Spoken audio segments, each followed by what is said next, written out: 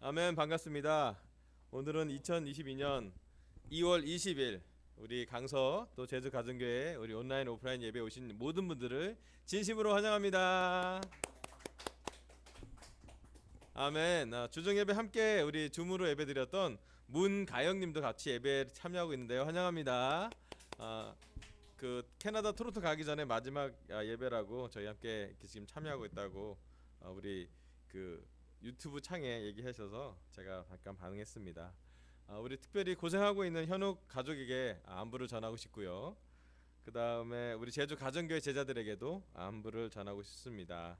특별히 우리 재욱 형제는 오늘 틴들을 위한 메타버스 그 가상인간 이런 부분으로 틴들을 위한 세미나를 지금 하고 있고요. 또 우리 현욱 형제는 이제 코로나 확진 때문에 집에서 지금 잘 격리하고 있습니다. 그래서 오늘은 찬양을 이렇게 영상으로 찬양했는데 분당교회 영상으로 시크릿 한나를 언젠가 우리 주님 다시 우리를 보는데 편곡을 참 잘했네요. 참 여러 영상으로 여러 교회 영상으로 찬양할 수 있어서 너무 감사합니다. 우리가 이렇게 매주 이렇게 예배를 드리는 게 당연한 것이 아니고요. 요즘 오미크론 확진자가 한 10만 명 이상 나기 때문에 쉽지 않은 상황이지만 이렇게 예배 드릴 수 있어서 너무 감사합니다. 특히 오늘은 우리 희정 자매를 통해서 기억나는 거 하나 갖겼어요. 그의 인자하심은 영원하다가 기억이 나서 되게 좋았습니다. 솔직하게 마음을 다해서 또 성찬을 나눌 수 있어서 너무 감사하고요. 우리 말씀을 같이 나누도록 하겠습니다. 잠깐 화면을 좀 옮겨주세요. 제가 오늘 리모컨이 없어서 요즘 계속 하나님의 가정, 우리가 올해 주제가 사랑으로 건설되는 하나님의 가정이라는 주제로 한 해를 보내기로 했기 때문에 성경에 나오는 하나님의 가정이 어떤 모습인지를 성경 말씀으로부터 계속 배울 수 있도록 저희가 준비해봤습니다. 그중에 오늘은 이제 아담 스밀리 지난번에 있어서 세 번째, 오늘은 이제 아담의 가족의 마지막 부분을 말씀을 나누려고 합니다. 창세기 4장 말씀이고요. 가인과 아벨에 대해서 말씀을 나누도록 하겠습니다. 자, 창세기 4장 1절부터 5절 제가 읽어보겠습니다. 창세기 4장 1절부터 5절입니다. 아담이 자기 아내 하와와 동침하니 아내가 임신하여 가인을 낳았다. 하와가 말하였다. 주님의 도우심으로 내가 남자아이를 얻었다. 하와는 또 가인의 아우 아벨을 낳았다. 아벨은 양을 치는 목자가 되었고 가인은 밭을 가는 농부가 되었다. 세월이 지난 뒤에 가인은 땅에서 거둔 곡식을 주님께 제물로 바치고 아벨은 양떼 가운데 맛배의 기름기를 바쳤다. 주님께서 아벨과 그가 바친 제물은 반기셨으나 가인과 그가 바친 제물은 반기지 않으셨다. 그래서 가인은 몹시 화가 나서 얼굴빛이 달라졌다. 아멘. 여기 창세기 4장에 아담의 가족의 창세기 3장까지는 아담과 하와의 관계에서 또 하나님 관계에서의 모습이 드러났는데요. 창세기 4장은 아담의 이제 자식 가인과 아벨이 등장하게 됩니다. 물론 하나님의 창조와 창세기에 나오는 첫 번째 가정은 아담의 가정이었습니다. 아담과 하와의 부부 관계로 시작했고 또 에덴 동산을 벗어나서 쫓겨나서 두 아이를 낳았는데 그 중에 첫 번째 아이는 가인입니다. 근데 그 하와가 가인을 낳을 때 주님의 도우심이라고 표현했어요. 우리 아이를 낳아본 결혼분 자매들 아시겠지만 진짜 이 아이를 낳을 때 생명과 죽음의 그 경계선에 있기 때문에 우리 모두 다 이해하는 거지만 하나님을 의지합니다. 하와는 깨달아요. 임신과 출산의 고통을 느끼면서 주님의 도우심이다. 그리고 그래서 아이를 낳고 그 돕다, 얻다, 생산하다는 뜻으로 가인, 히브리어로 얻다라는 뜻이에요. 그래서 가인한테 좋은 이름을 주게 됩니다. 그리고 그 아이 가인과 또 이후에 아벨을 낳고 두 아이가 하나는 양떼를 기르고 하나는 농사를 해서 곡식을 거두게 되죠. 그리고 그 거둔 것을 하나님께 바치게 됩니다. 오늘 설교 첫 번째 포인트는요. 가인과 아벨, 주님이 기뻐하시는 제물을 드립시다입니다. 여기 4절에 보면요. 아벨은 양떼 가운데 맛배의 기름기를 바쳤다라고 표현했잖아요. 우리 다 아시는 말씀, 이 말씀은 새로운 말씀은 아닐지도 모르겠습니다. 양떼 가운데 맛배라면 가장 건강한 첫 번째 출산이죠. 그리고 기름기라면 요즘 우리나라로 하면 마블링이 참 좋은 최상의 원뿔뿔 그것을 드렸다는 것이에요. 아마 하나님께 드리는 제물을 드린 것 중에 아벨이 드린 것은 최고의 것으로 드렸다고 표현될 수 있을 것 같습니다.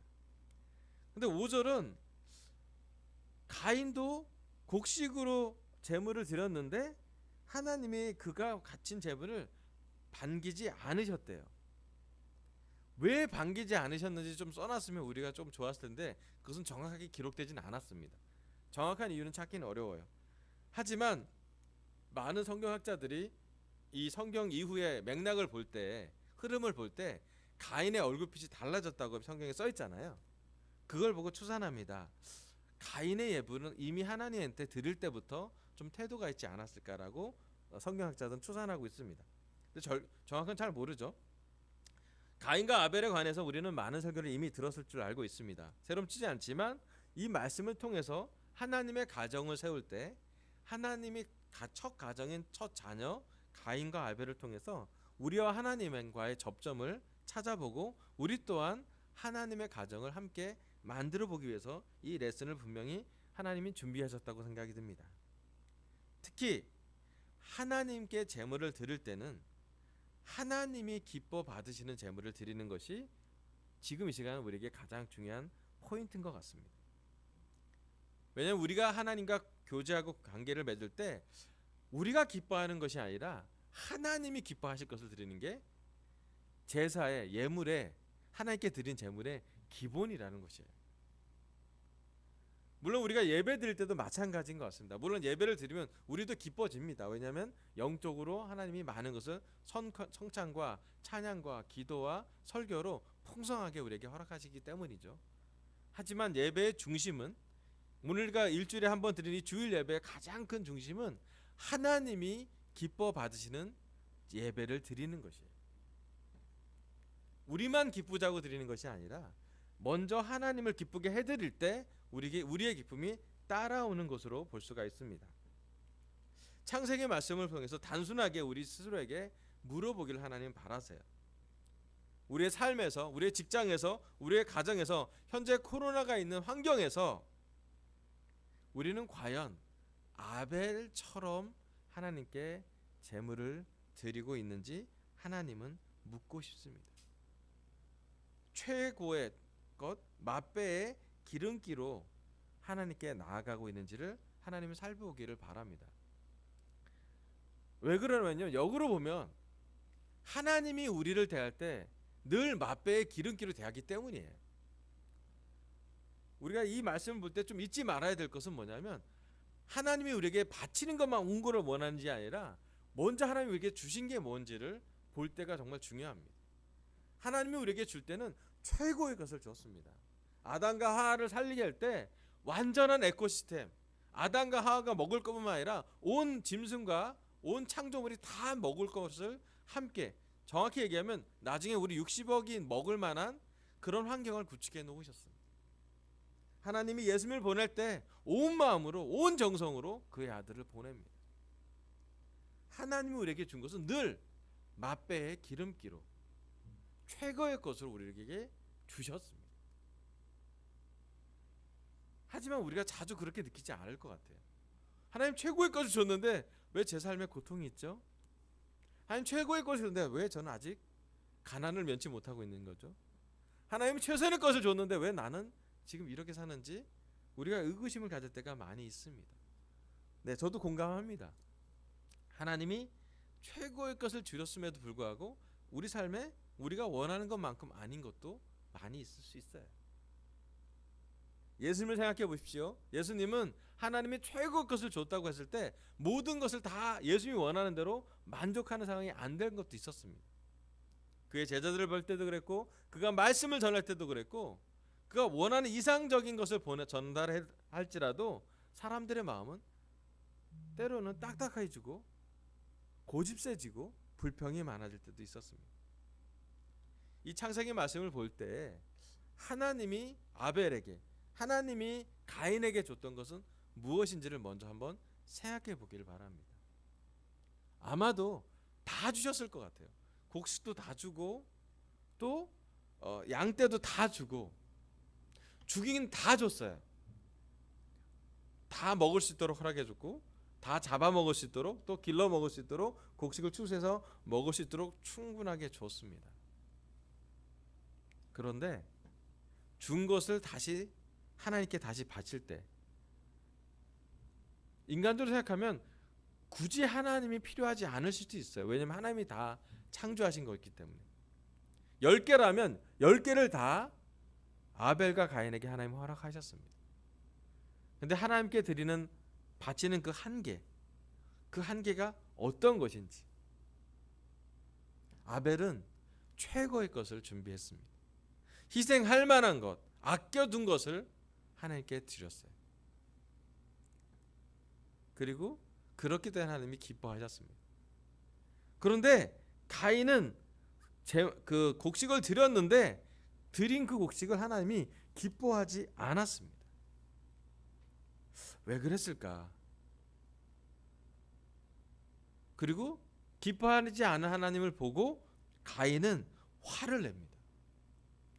다음 구절에는 바로 가인이 화가 차서 얼굴빛이 달라졌다고 기록되어 있습니다. 가인은 왜 화가 났을까? 만약에 가인이 하나님과 관계에서만 집중되어 있다면 하나님이 기뻐하지 않았으니 하나님이 기뻐할 것을 찾는 게 정상이에요. 하나님 기뻐하지 않으셨구나. 그럼 뭐가 하나님 기뻐하지 않았지? 하나님 기쁠 것 좀 찾아봐야겠다. 내가 뭐가 잘못했을까? 요게 회개입니다. 하나님과 관계에서 하나님이 기쁘지 않다면 하나님이 기뻐할 것을 다시 찾고 방향을 수정하고 다른 곡식을 준비하는 것이 회개였을 거예요. 그런데 가인은 하나님과 관계에서 하나님께 드리는 예물뿐만 아니라 옆을 살짝 보고 아벨을 보는 것이에요. 그리고 비교나 경쟁이 있지 않았을까 추산해 봅니다. 화가 난 것은 아벨은 기뻐하고 아벨 것은 기뻐하고 가인 것은 기뻐하지 않았던 하나님의 태도에 대해서 아벨을 볼 때 저래서 기뻐했거나라고 배우는 것이 아니라 오히려 자기가 형이기 때문에 당황했을 거란 생각이 듭니다.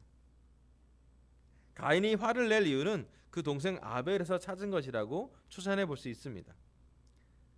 하나님과의 안 좋은 예물 관계를 아벨로부터 표현하고 비교와 경쟁으로 그는 자신을 봤을지도 모르겠어요. 오늘 이 시간 우리 강서 예배와 우리 제주 가정교회가 함께 드리는 이 예배를 통해서 우리 예배가 하나님을 기쁘시게 하는 예배인지를 한번 돌이켜보기를 바랍니다. 물론 이 코로나 환경에서 우리가 정말 어려운 상황에서도 정말 이렇게 모든 제자들이 예배 담당을 순서를 담당하면서 여태까지 온 것을 하나님이 기뻐하실 것 같아요. 그리고 예배를 위해서 정말 최선의 수고를 하시는 형제 자매들에도 하나님은 너무나 감사할 거고요. 또 피치 못하고 여러 가지 상황 때문에 집에서 예배드리고 온라인으로 예배드리는 분들에 대해서도 하나님은 기뻐할 거라고 생각합니다. 시간을 따로 떼고 마음을 들여서 예배를 드리기 때문이죠. 하지만 정말 하나님을 기쁘시게 하는 예배가 무엇일지를 예배는 드리지만 우리가 매주 드리지만 점점점 우리 강서교회 예배가 또 제주 가정교회 예배가 하나님을 기쁘시게 하는 예배로 가까이 가는지는 정말 중요한 영적인 예배라는 생각이 듭니다. 제가 생각해 봤어요. 하나님이 언제 가장 기뻐하실까? 첫 번째는요. 기쁘게 예배 드릴 때 기뻐하세요. 무슨 얘기냐면 자발적으로 기쁘게 예배 드릴 때 하나님 기뻐하실 것 같아요. 아벨은 기쁘게 드렸습니다. 맛배에 기름기를 줬다는 얘기는 소중한 걸 드릴 정도로 그는 하나님 관계를 소중하게 여겼다는 것이에요. 해야만 되는 것은 의무감으로 10분의 1은 내야지 그게 아니라 이거 뭐가 가장 뭘 해야지 하나님 감동받을까? 무엇을 드렸을 때 하나님이 기뻐하실까? 무엇을 드렸을 때 하나님이 좀 설레일까? 하나님 얼마나 좋아하실까? 라고 아벨의 순수한 마음이 있었어요. 최고를 최선으로 드릴 수 있는 마음이에요. 신약으로 들어오면 온 마음과 온 정성과 온 힘과 온 뜻을 다할 무엇인가를 드렸다는 것이에요. 하지만 가인은 드려야 할 것을 드렸던 느낌입니다. 어쩌면 곡식에 최고의 곡식도 있을 거고 그냥 여러 가지 곡식이 있을 텐데 곡식에 그냥 10분의 1을 퍼서 드렸던 것이 아닐까 추산해 봅니다. 우리한테 적용해 보면요, 우리 예배가 의무적인지 아니면 자발적인지, 예배를 드릴 때 우리가 기쁘게 참석하는지 아니면 드려야 되니까 해야 되니까 드리는 예배인지요. 충분히 우리가 묵상할 필요가 있습니다. 우리가 예배를 드릴 때 이 예배는 하나님이 기뻐 받으시는 예배로 준비하는 것이에요. 제가 오늘 성찬을 드릴 때 너무 감사했어요. 우리 희정 자매가 시편을 통해서, 아침 큐티를 통해서 어떻게 마음이 변화되는지 성찬을 통해서 변화를 보고 하나님을 찬양하게 됐습니다. 그의 인자하심은 영원하다. 여러분, 우리가 해야 될 것만 하는 것으로 살 때 삶이 기쁘지 않습니다. 학생들이 왜 안 기쁜지, 학교 가는 건 해야 되는 것으로 가는 거기 때문이지요. 직장인들이 안 기쁘잖아요. 왜 안 기쁜가요? 가야만 하는 곳이기 때문에 그렇습니다. 우리는 해야만 하는 것이 되게 많은 세상에 살고 있어요. 그리고 해야만 하는 것은 대부분 어렵거나 우리에게 좀 프레셔를 줄 때가 많아요. 그런데 역으로 뒤집어 보면 정말 우리는 하나님과 관계를 해야만 하는 것으로 끝날 것인지 아니면 하고 싶은 것으로 변하고 있는지, 이건 참 우리 안의 싸움입니다. 솔직히 얘기하면 이 싸움이 사탄과 하나님과의 우리 마음속에 아주 큰 영적인 싸움일 수도 있어요. 해야만 해 해서 하는 것과 난 하고 싶어 하고 드리는 것이. 여러분, 우리가 헌금을 드릴 때, 우리가 11조를 드릴 때 해야만 하는 것으로 드리고 있는지 아니면 정말 베스트를 드리고 싶은 마음으로 나누는지. 적어도 우리 중에 성찬을 순서로 맞을 때는 우리가 느껴요. 우리 스스로 우리가 성찬을 하기에는 영적으로 되게 모자르다고요. 하지만 다 아는 얘기 뭐냐면 이 단에 올라선 이상 우리는 최고의 것으로 성찬을 준비하려고 노력합니다. 저는 우리 강서교회와 제주 가정교회가 자랑스러운 건 성찬을 아주 잘하기 때문에 자랑스러운 것이 아니라 성찬을 드릴 때 온 마음이기 때문에 자랑스러워요. 힘들고 어렵고 때로는 영적으로 못 지낸지라도 이 성찬하는 시간만큼은 그 안에서 맛배의 기름기를 뽑아내고 드릴 수 있도록 준비하기 때문입니다. 여러분, 첫 번째, 우리가 아벨처럼 예배를 드린다면 기쁨으로 예배를 드렸으면 좋겠어요. 그리고 그 예배의 시작은 어쩌면 주일날 이 시간의 예배뿐만 아니라 여러분과 하나님과 보내는 개인적인 하나님과 시간, 개인적인 기도 시간, 개인적인 말씀과 큐티를 보는 시간, 묵상의 시간일지도 모르겠습니다. 여러분, 우리 마음이 기뻐하게 가려면 충분하게 말씀을 묵상할 수 있어야 되고, 기도할 때 우리 마음이 조금 기뻐지죠. 왜냐하면 세상에서 기쁠 일이 그렇게 많지가 않거든요. 여러분, 신약에서 과부가 헌금을 드릴 때 예수님이 볼 때 이것이 바로 진정한 예물이라고 선언했습니다. 헌금의 액수가 아니라 헌금하는 마음이었죠. 고아와 과부를 돌보는 신앙이 순수한 신앙이라고 야고보는 이야기합니다. 삭개오는 기뻐하면서 자신의 재산을 나눕니다. 그도 기뻐하면서 나눕니다. 하지만 부자 청년은 예수님의 초대에 응하지 않고 가난한 사람에게 재산을 나누라는 얘기를 보고 근심하며 가버렸습니다. 오늘 시간 우리 강서교회 제자들, 또 제주 가정교회 제자들, 또 이설교회 주는 모든 분들에게 말씀드리고 있습니다. 우리 오늘 아벨처럼 기쁘게 온 마음으로 하나님께 바치는, 하나님이 기뻐하시는 제물을 드리기로 결정하시기 바랍니다. 아멘. 두 번째 말씀은요, 창세기 4장 6절에서 10절입니다. 창세기 4장 6절입니다. 제가 읽어볼게요.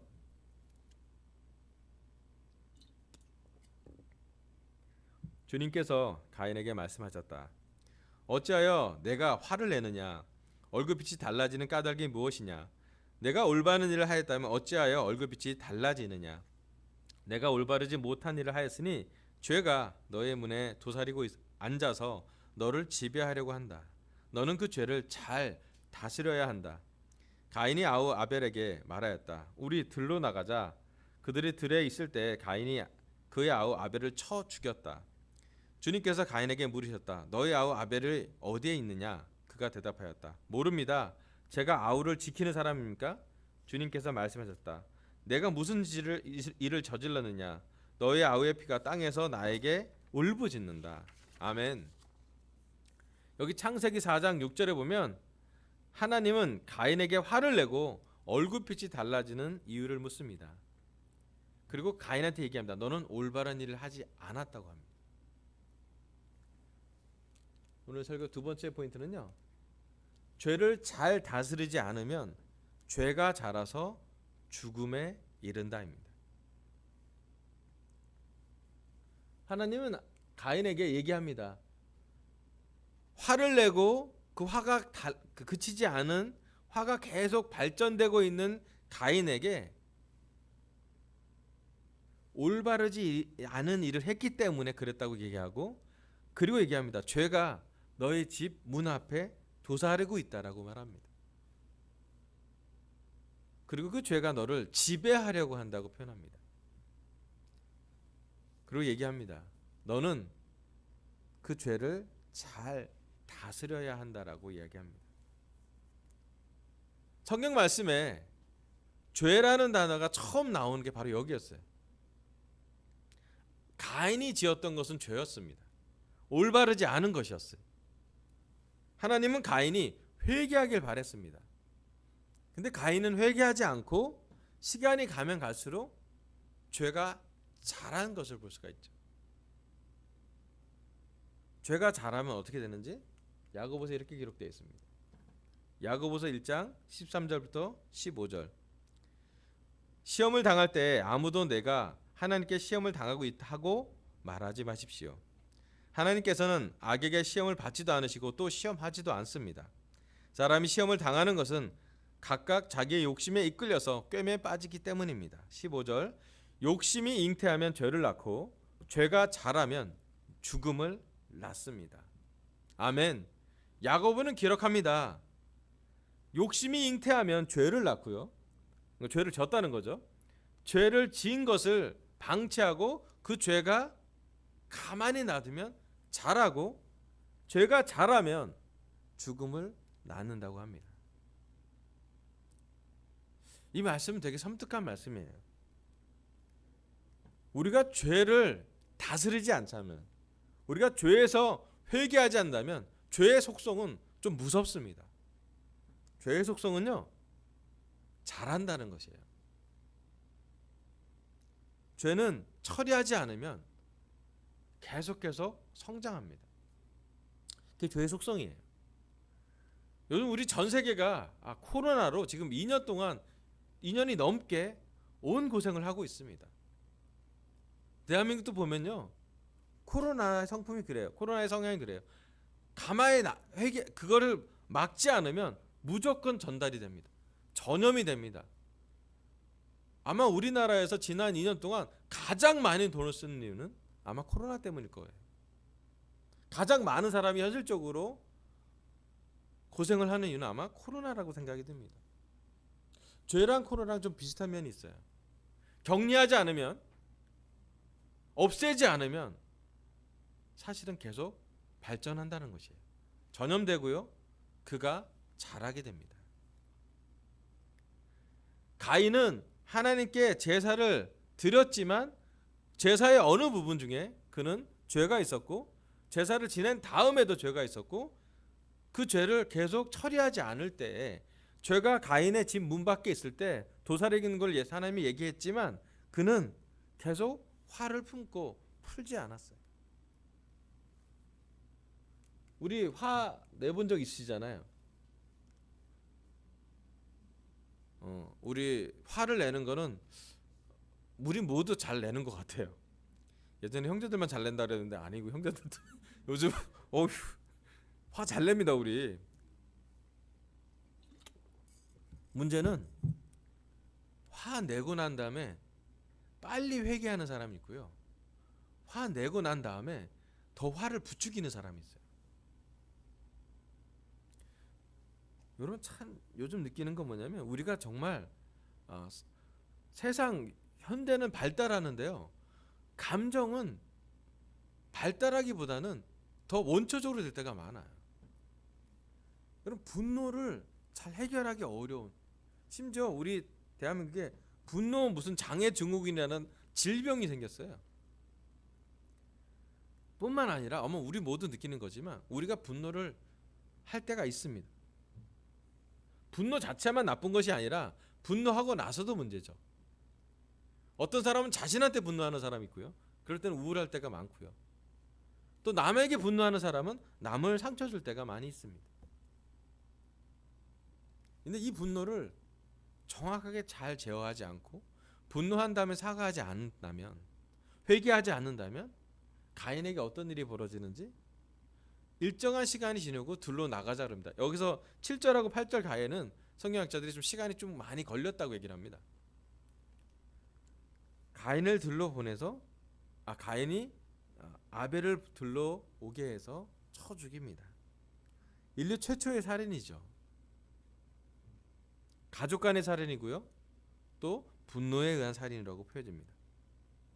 가인은 화를 품고 살았고요. 화가 자랐고요. 어느 기회가 있을 때 그 분노를 표출하는 것이 자기 동생을 죽이게 하는 그 결과를 맞이합니다. 여러분 죄를 방치시키면 위험합니다. 죄는 죄를 낳습니다. 죄가 자라면 그래서 죽음을 낳습니다. 죄는 결국 관계를 깨버립니다. 가인의 죄는 하나님 관계도 깼고요. 자기 아벨과의 관계도 깼고요. 자기 부모님과의 관계도 깼습니다. 가인의 죄는 자라서 결국 가인 스스로 죽음을 볼 수 있게 하는 시간을 갖게 했습니다. 말씀에 여기 기록되어 있지 않지만 가인과 아벨의 사건을 알고 있는 아담과 하와 그의 부모님은 어땠을지 한번 상상해 보시길 바랍니다. 말씀이 기록되진 않았지만 부모 마음은 너무 비참했을 것 같아요. 아담과 하와의 마음에 한쪽엔 뭐가 있었을까요? 죄책감이라는 게 있었을 거예요. 만약에 아담과 하와가 영적인 센스가 있다면 뭘 느끼냐면 내가 회개하지 않으면 내 아이에게 내 죄가 전달되는구나라고 느꼈을 거예요. 아담과 하와는 하나님 관계에서 탓하면서 관계를 깼죠. 선악과를 먹었죠. 뱀이 개입했습니다. 가인과 아벨에도 뱀이 붙었겠죠. 분명히 가인과 하나님 관계에서 사탄이 이간질했을 거고 아벨과 가인 관계에서 사탄이 이간질했을 거고 심지어 아담과 하와, 가인과 아벨 모두에게 뱀이 사탄이 어느 정도 지나갔을 거라고 생각이 듭니다.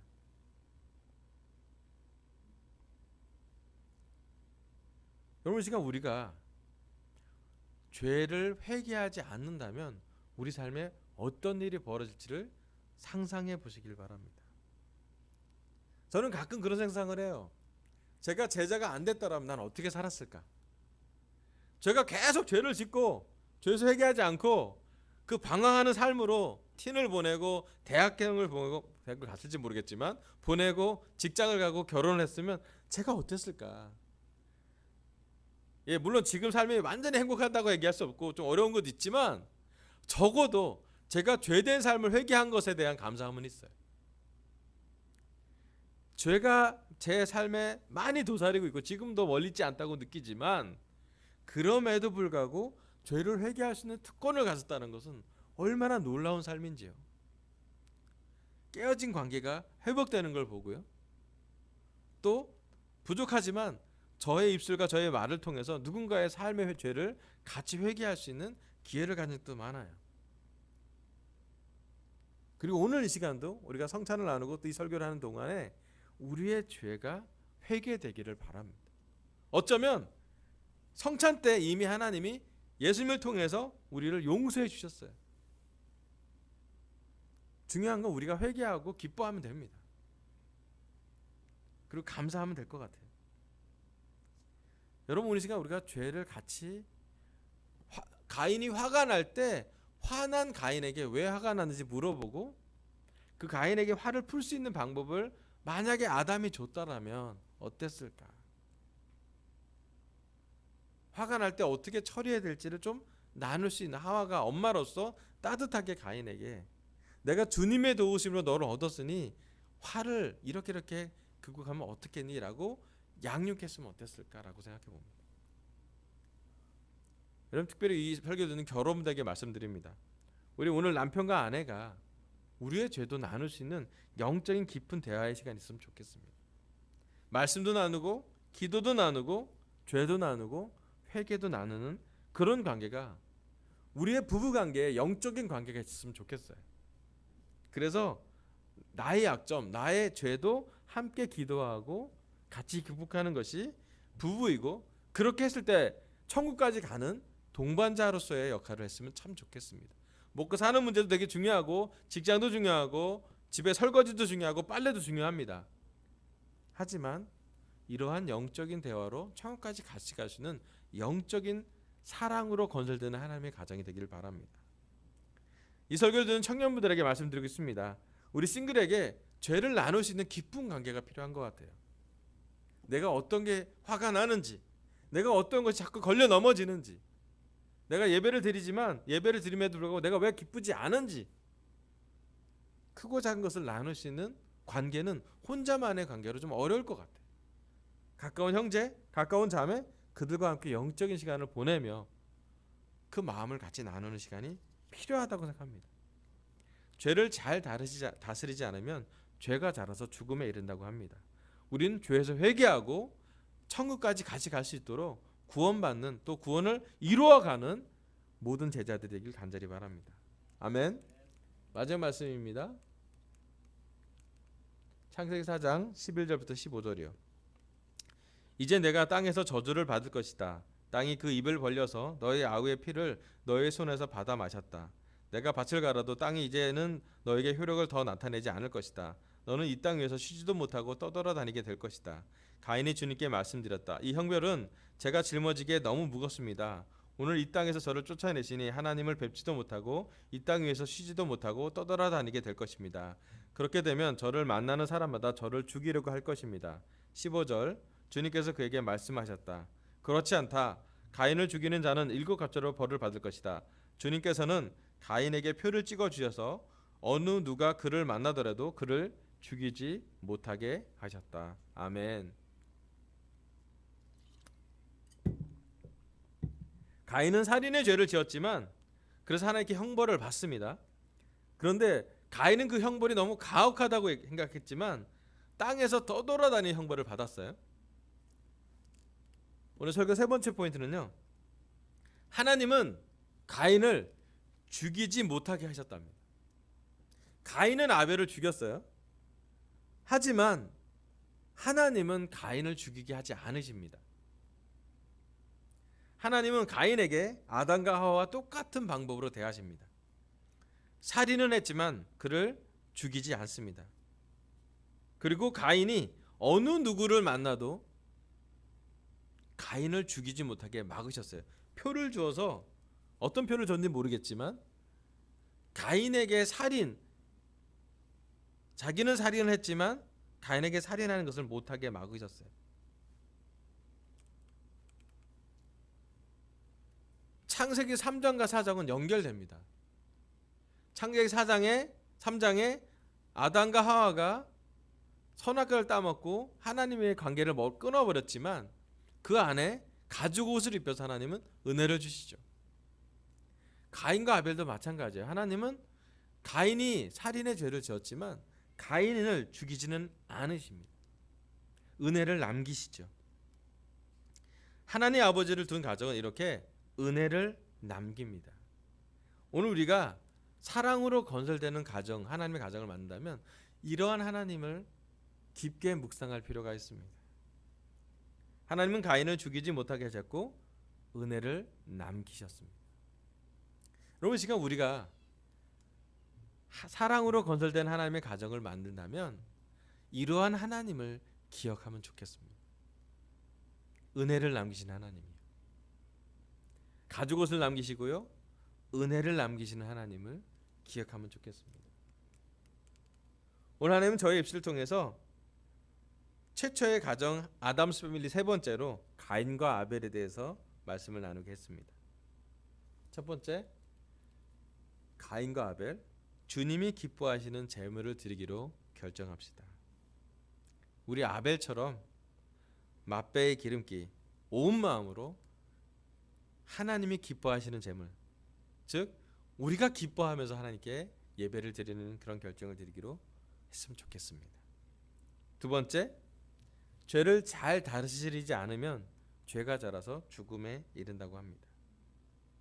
우리 삶의 죄를 결혼부든 청년부든 누구든 죄가 있는 분은 죄를 잘 다스리고 죄에서 회개하기를 바랍니다. 세 번째, 하나님은 가인을 죽이지 못하게 하셨습니다. 가인을 죽이지 못하게 하셨고 은혜를 남기셨다는, 가인이 그래도 살 수 있고 가인이 죄는 지었지만 그래도 살 수 있는 은혜를 줬다는 것을 기억해 보면서 우리 하나님이 은혜로운 하나님이라는 것을 다시 한번 묵상하길 바랍니다. 설교 마치겠습니다. 감사합니다.